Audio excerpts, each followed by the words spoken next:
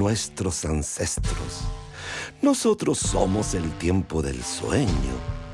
Hemos caminado a través de los siglos utilizando siempre un tiempo sabio, lento, el tiempo de la naturaleza, tiempo de la contemplación, tiempo que sabe escuchar al otro, tiempo que comprende que solo existimos en la mirada del Gilata, el hermano.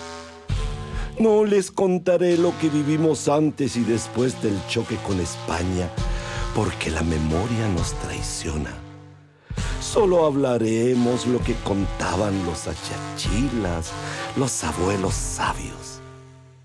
Entonces, nosotros que siempre hemos vivido en comunidad, decimos, la comunidad, el ayllu, todos en uno, uno en todos, unidos como las raíces al tronco del árbol.